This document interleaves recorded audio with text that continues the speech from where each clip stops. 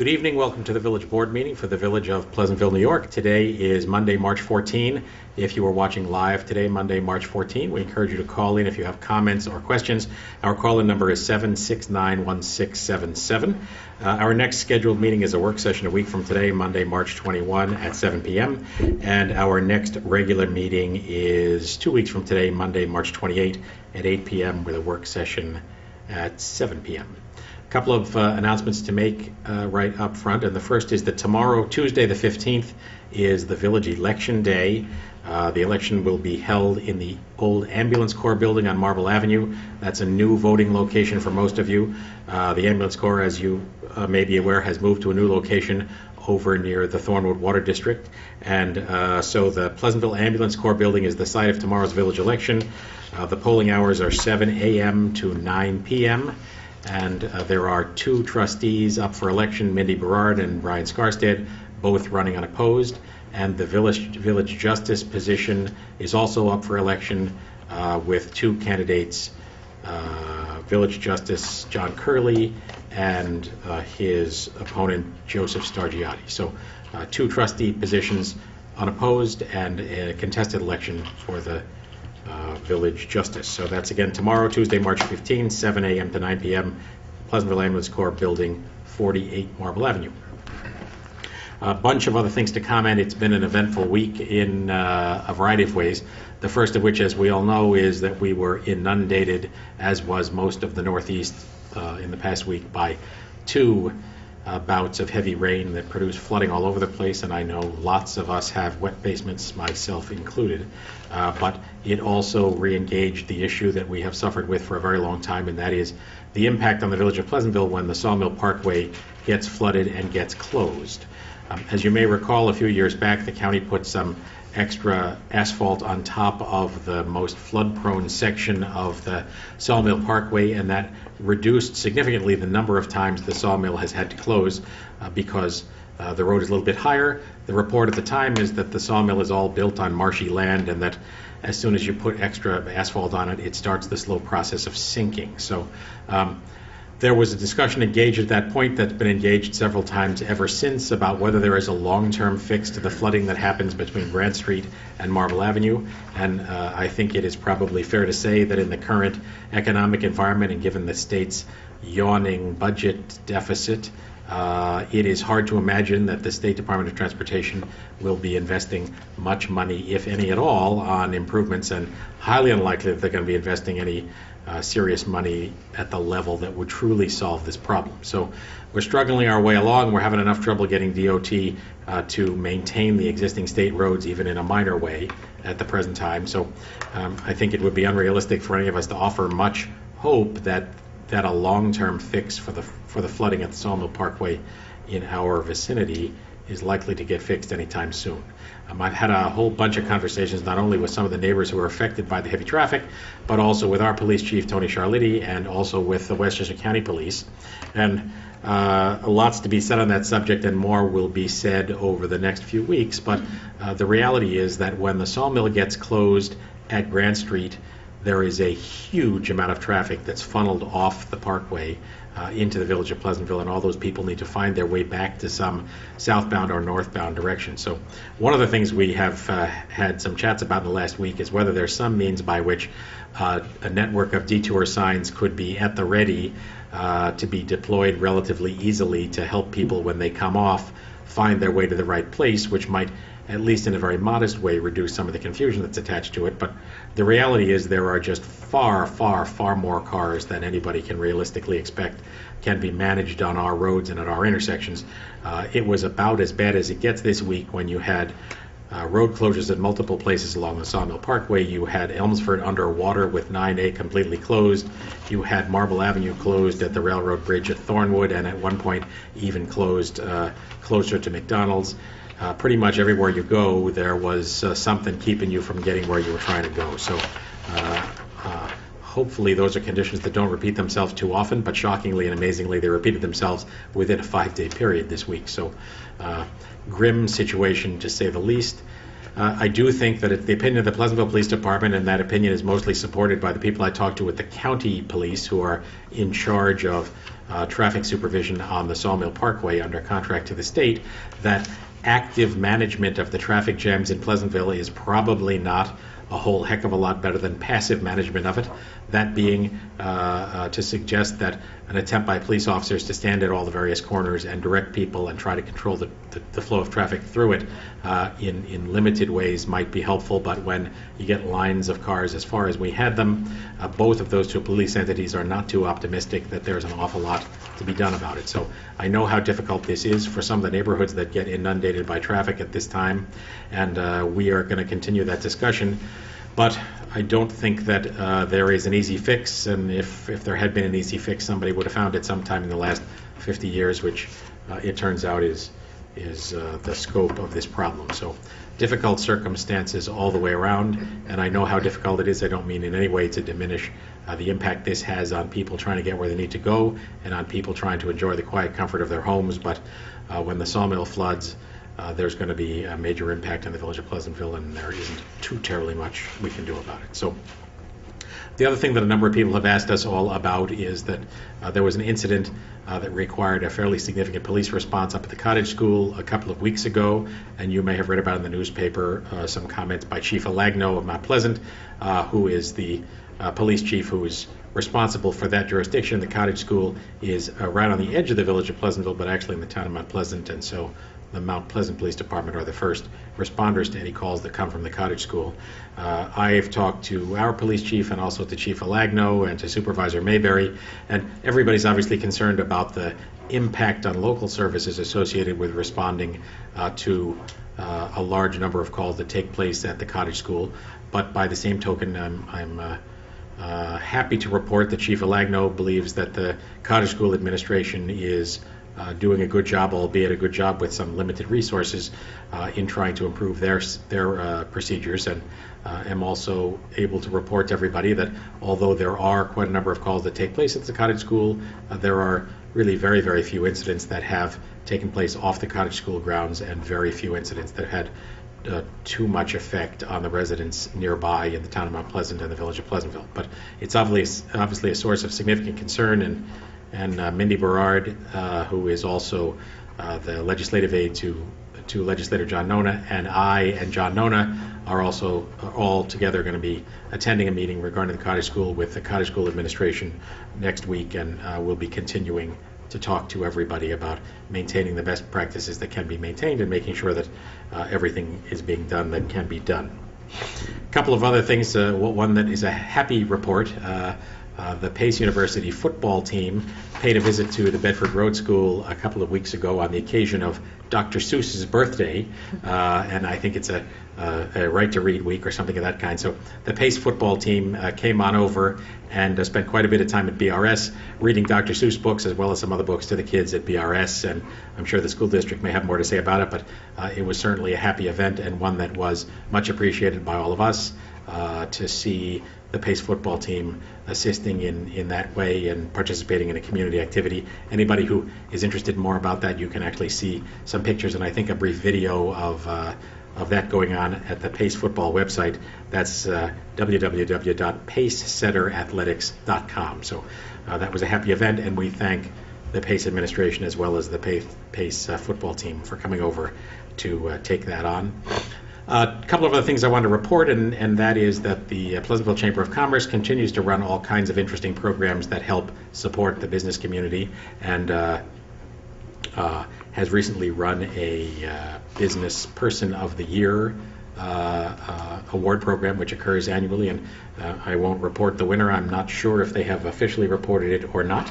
That would be up for the Pleasantville Chamber of Commerce, but I do want to report that that is a happy event every year to honor one of the businesses that does a great job in the Pleasantville business community, and also to refer you to the Chamber of Commerce website, which was recently revamped and is an interesting place to go to find out lots of the things that go on in the village of Pleasantville and to read more about the really incredible variety of things that are going on both in storefront businesses and in offices as well. So the Chamber of Commerce website is pleasantville.com. That's a pretty easy one to remember and one all of us covet, but the Chamber of Commerce got there first. So Patty Dwyer and the finance staff, Mary Dwyer, Mary Schwartz, and Pam Hoffman, and all the department heads have been hard at work on our village budget.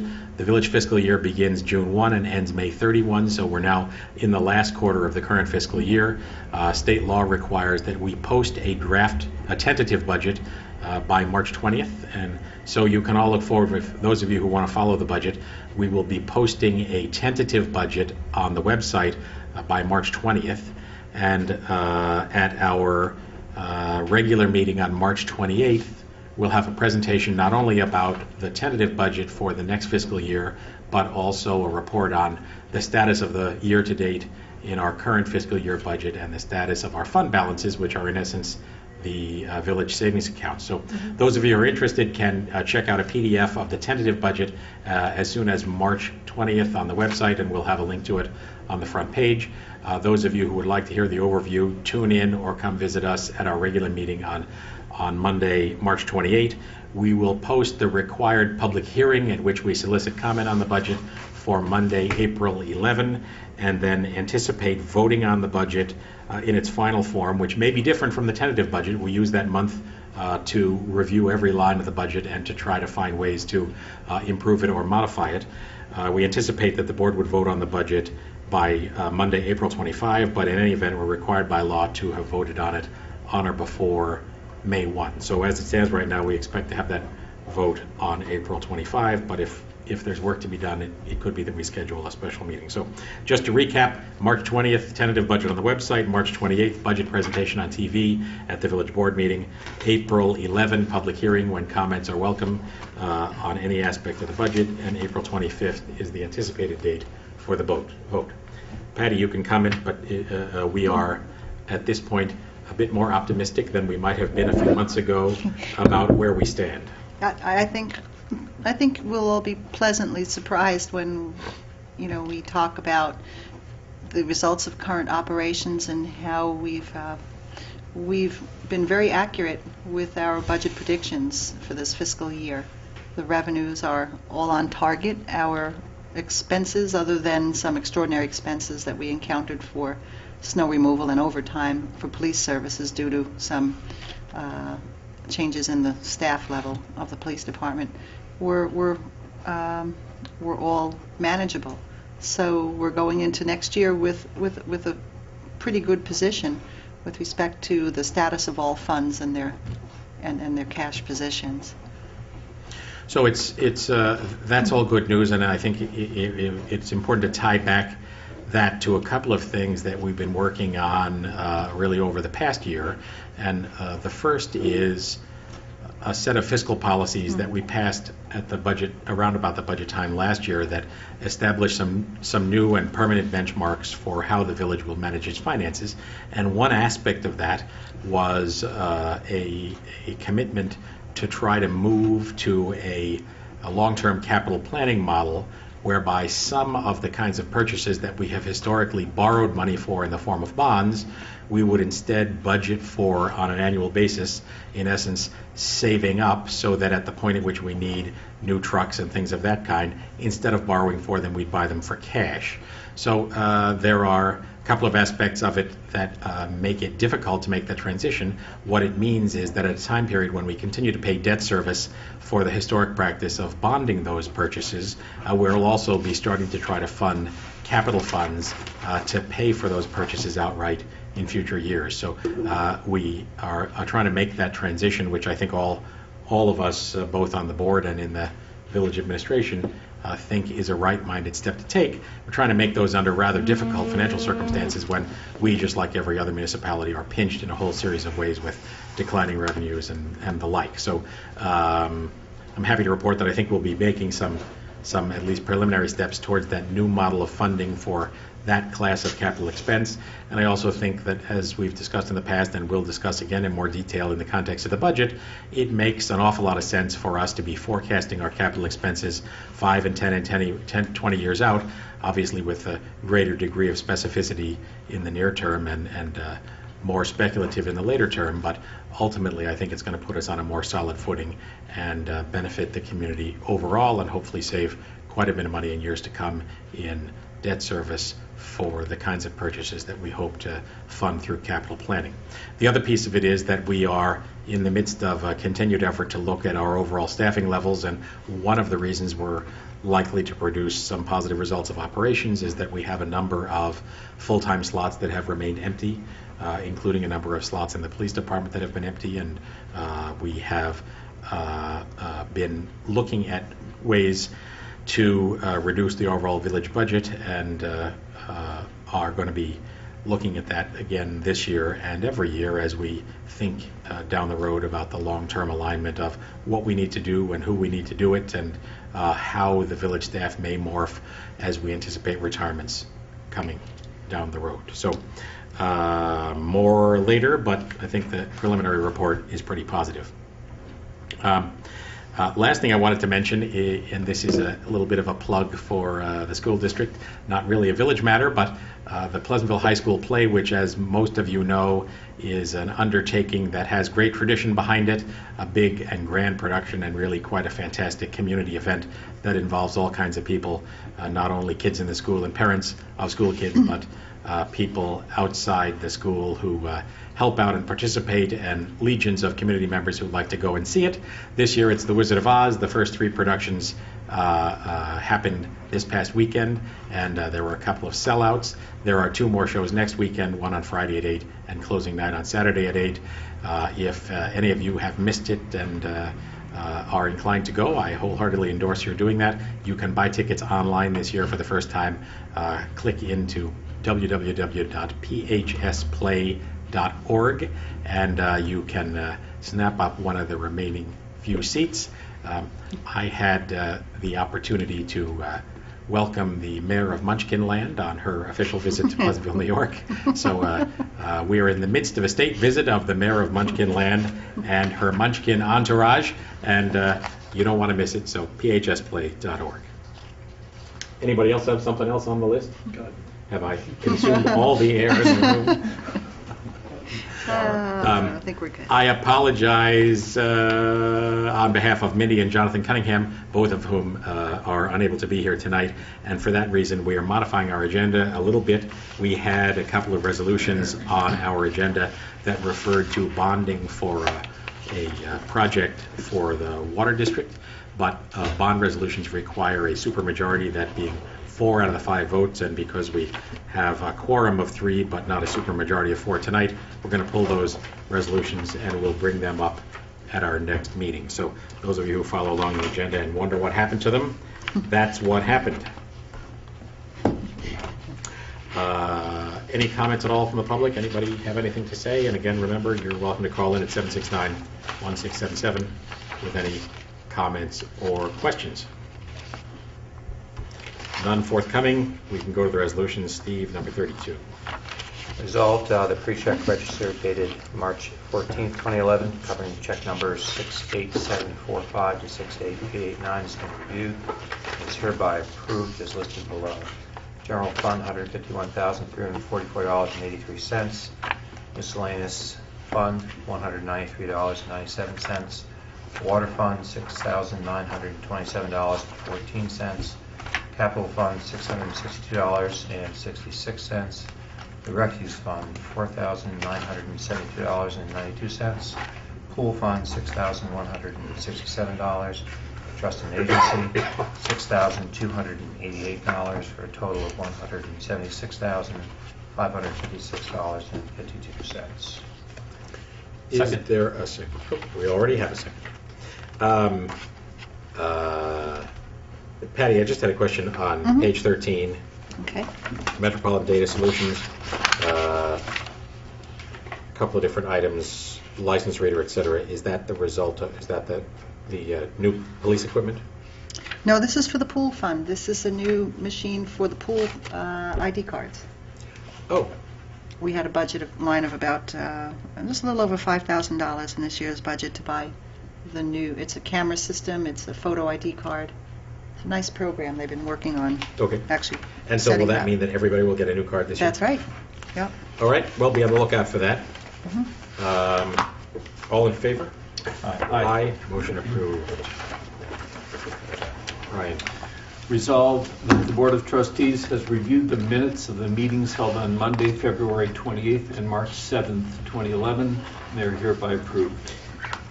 Is there a second? Second. Comments or corrections? There are two of these. The meeting that happened on Monday, March 7th and February 28th. The Monday, March 7th meeting was a single item meeting that began at 8 and adjourned at 8:01. It's the best meeting ever. Authorizing me to sign an agreement with Westchester County for a scanner voting machine. So while we're on that, tomorrow is the election. Judy, do you just want to mention to people what they will find when they get there? And where they should go. They should go to the Pleasantville Ambulance Corps, the old ambulance corps, which is located at 48 Marble Avenue, right adjacent to the Parkway/Farrow Field. They will be using a scanner machine, unlike many of the other villages in Westchester who have opted for the lever machine. We have opted, I should say, yes, the board and I have opted for the scanner machine. It's a much more reliable machine. We've had many instances in the past where the lever machine just didn't record votes, so I expect a good election. So when people come, they'll have this, be finding the same machine they saw in the November Exactly, the election? same machine that they use for the general election. They will sign in, they'll get a ballot, they'll go to a privacy booth, they will circle in the little round circle, and then they will scan it into the machine. If for some reason an error is done on the ballot, it'll be rejected, and they'll have 2 more tries to vote. After the 3rd try, 3 strikes, you're out. 3 strikes, you are out. All right, should be pretty So we're testing straightforward. it, and I'm sure it'll be great.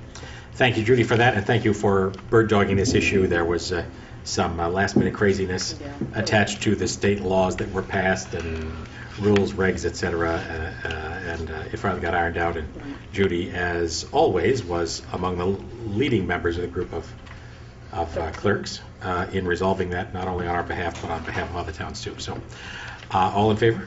Aye. Aye. Motion approved. Steve, number 34. Resolved, the Board of Trustees hereby authorizes the village clerk to advertise for bid for janitorial services. Is there a second? Oh, second. Patty, you want to describe? Yeah, we typically go out to bid, is it a 2-year basis? 2 years. Every 2 years, and what we're seeking now is a 2-year contract for cleaning some of our municipal buildings. We've added for the first time the ambulance corps building to this list because that will be under our control, and we'll be operating out of there shortly. And we'll see where it goes. We'll solicit. We'll put this in the newspaper.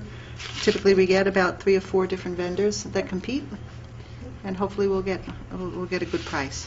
Okay, thank you. Just a chance to remind everybody that the old ambulance corps building, the site of tomorrow's election, will relatively soon be modestly renovated to turn into an improved facility for our recreation department. The recreation department offices are going to move down there, and then what had been the 2 garage bays will turn into a community room that can be used for rec programs and events. Clearly not at the scale of a rec center of the sort that we might hope for, but in the current environment, it is a cost-effective and nice way to take advantage of a building that's recently come back to us after the ambulance corps decided to move. So, all in favor? Aye. Aye, motion approved. Ryan. Resolved that the Board of Trustees of the Village of Pleasantville, based upon the recommendation from the police chief, hereby appoints Iva Najasmik and Ronald Wood school crossing guards effective March 15, 2011. Is there a second? Second. All in favor? Aye. Aye. Just worth noting, today was a day when the school had to unexpectedly dismiss its kids from BRS because of a malfunction in the fire alarm system. Not that there was any kind of a fire, but that the system wasn't active and therefore couldn't identify a fire if one had happened.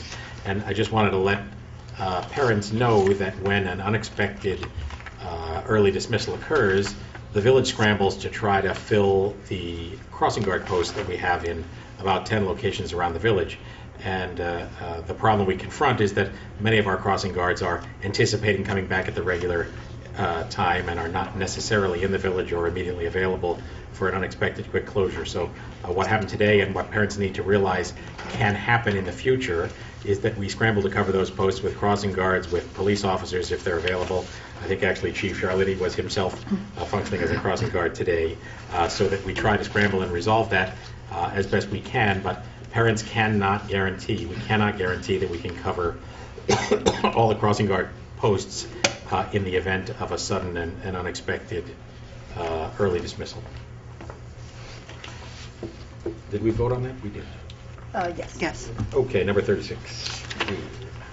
Resolved that the Board of Trustees hereby authorizes the village attorney to proceed with a settlement of certiorari petition by Verizon New York, Inc. as follows. The certiorari will cover assessment years 2004 to 2010. Original assessment for all years of $245,600.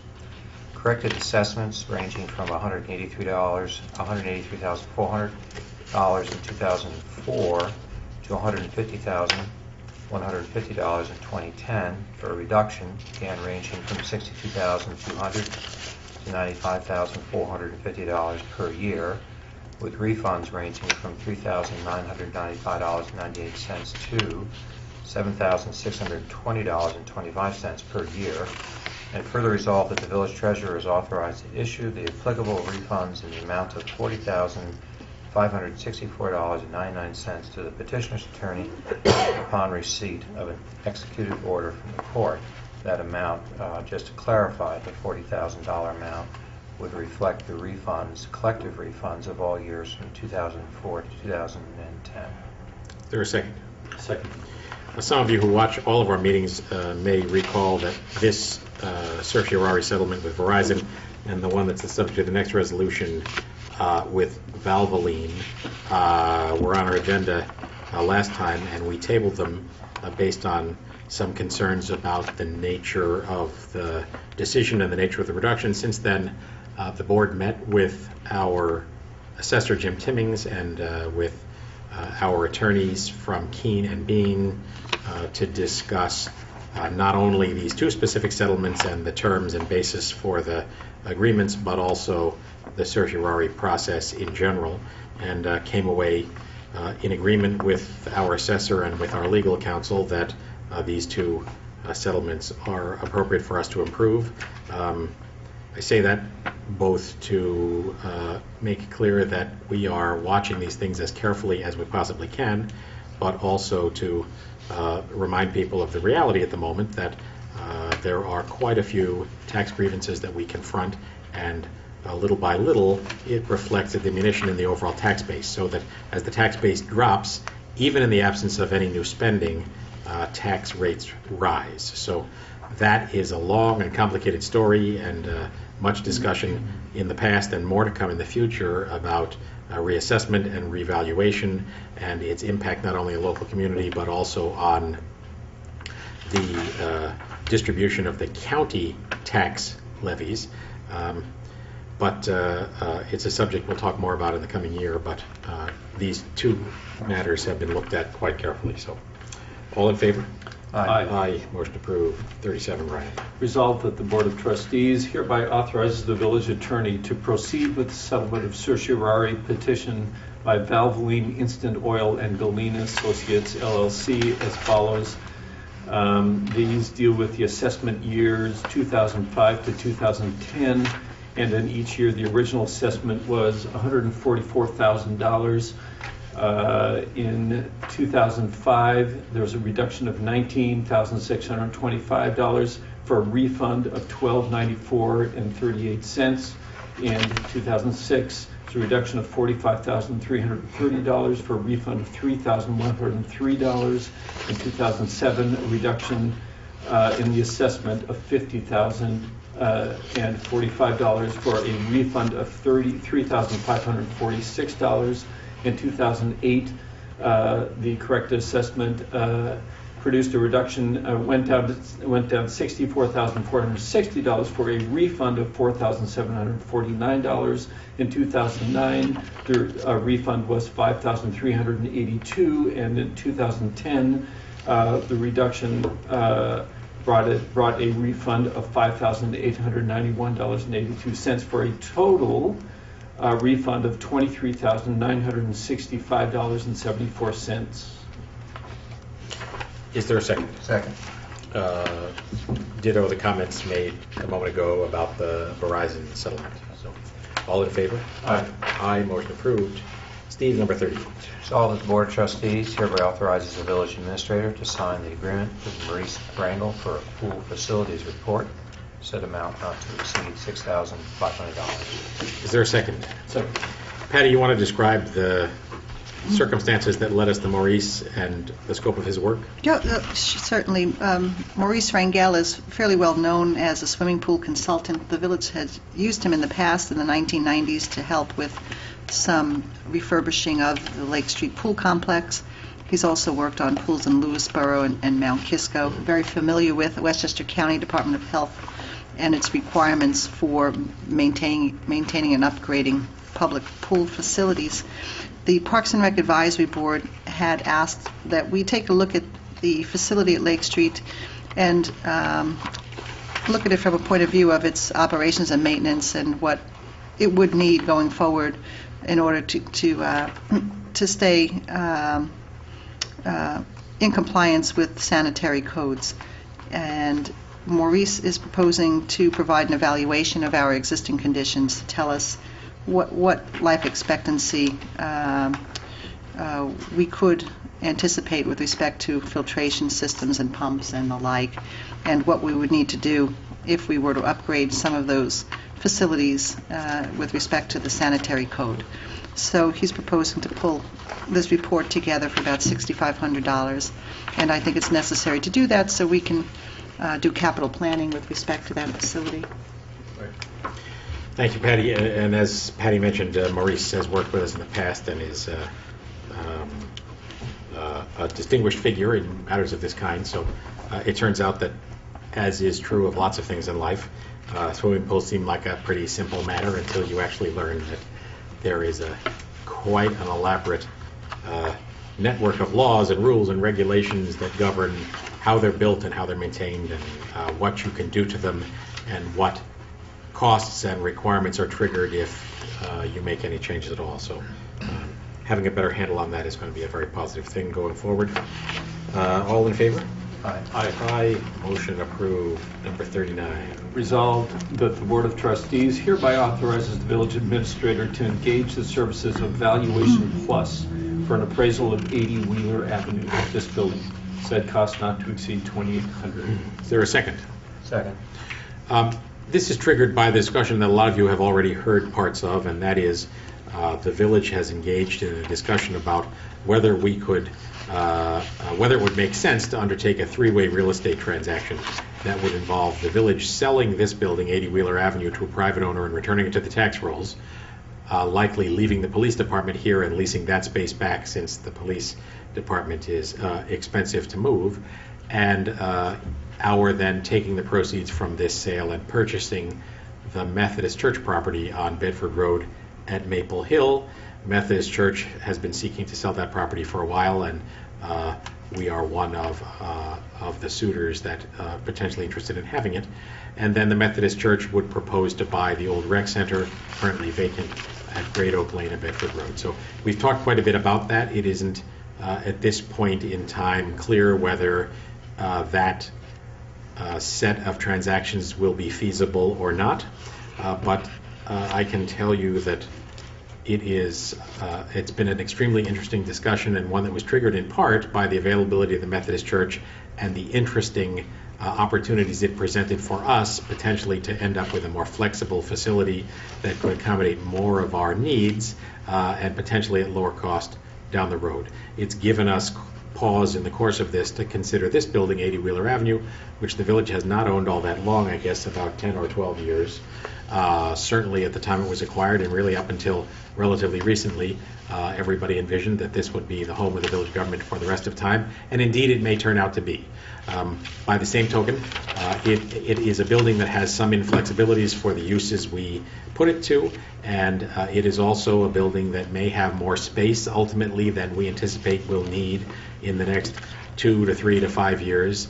going down the road, and it has certainly become an interesting discussion that even should this proposal to buy the Methodist Church property not turn out to be viable, as indeed may be the case, it has been an interesting discussion and one that's triggered us to think in some divergent ways about whether there may be other opportunities down the road to align the village's real estate assets a little more tightly with its true requirements, and in so doing produce more taxable property that helps float the boat for the community at large, and at the same time reduce the cost of government. So I am convinced myself that having an independent evaluation and appraisal of this building is going to be a useful thing to have in our hip pocket going forward, whether or not the aforementioned three-way deal turns out to be viable.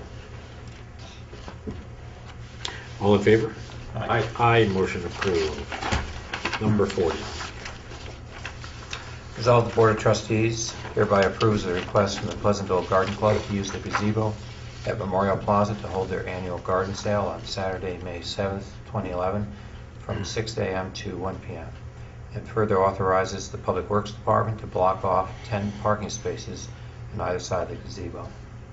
Is there a second? Second.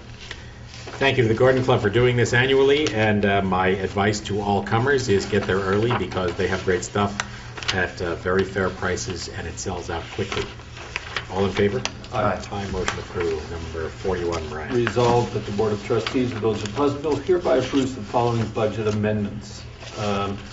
We will be shifting from contingency $2,140, putting it in justice full-time, taking from contingency $3,880, putting it in finance full-time, from assessor part-time, taking $1,680, putting it into admin staff full-time,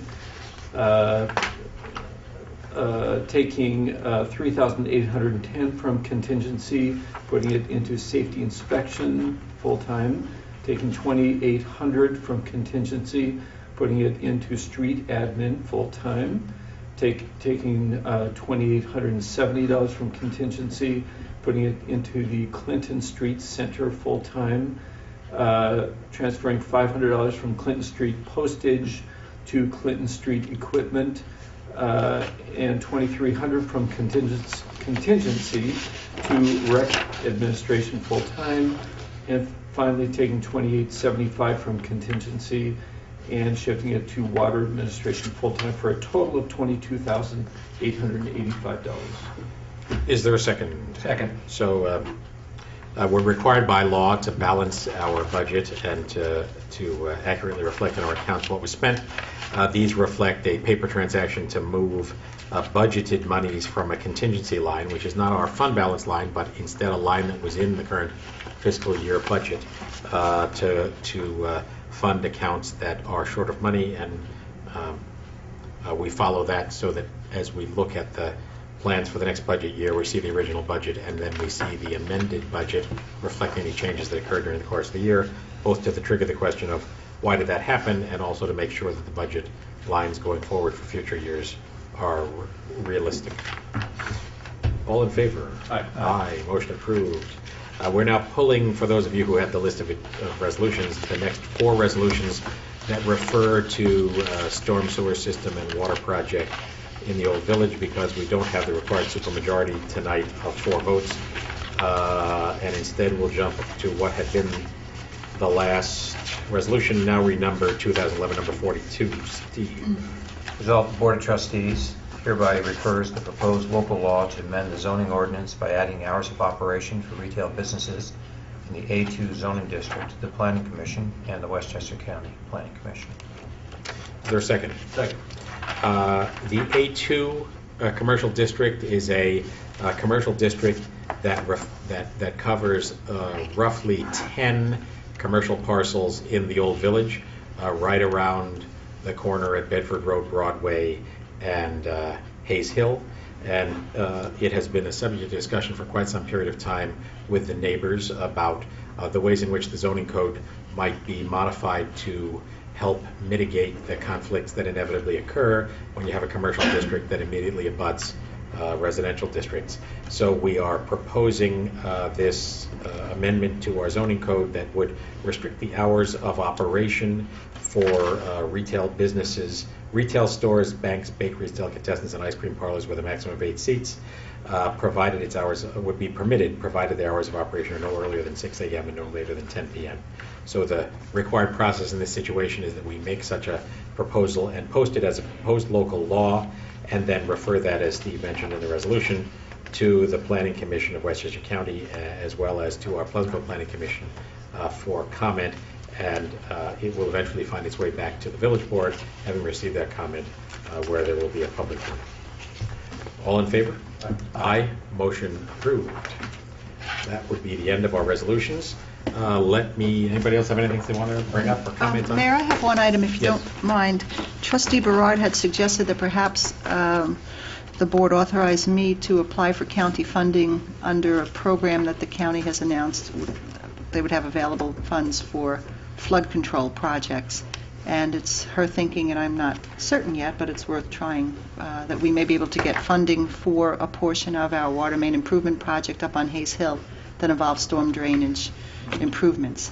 So I would need just a resolution authorizing me to apply for county funding that may be available for storm drainage Okay, improvements. yeah, I saw Mindy's email on that, and it's just one of the ways in which Mindy's daytime gig as a part-time employee of the Yeah, county is very known as helpful. legislative assistant benefits the village, because she is in a position to see these things going by. So that will be resolution number 43. Yes. That'd be me. Yep. So moved. Motion to I'll authorize write the village administrator to Sure. apply for funding in the county storm water fund, however it ought to be described. Is there a second? Write it up. Second. All in favor? Aye. Thank you. Thank you, Patty, for reminding us of that, and thank you, Mindy, in absentia, for bringing that program to our attention. It doesn't appear likely that it would be a large sum of money available to us, but every little bit helps. What do you Certainly- think? Certainly worth doing. I think we can compete for it, sure, Right. yeah, absolutely. Great. Let me close with the reminder again that tomorrow, Tuesday the 15th, is the Village Election Day, 7 to 9 p.m. at the former Ambulance Corps building on Marble Avenue. Come down. Come on all. Come on in. Is there a motion to adjourn? So moved. Second. All in favor? Aye. Aye. Thank you all. Appreciate your attendance or watching. Again, our work session next week at Monday, March 21 at 7 p.m. Otherwise, we see you on TV 2 weeks from now, Monday, March 28 at 8 p.m. with work session at 7. Thanks very much.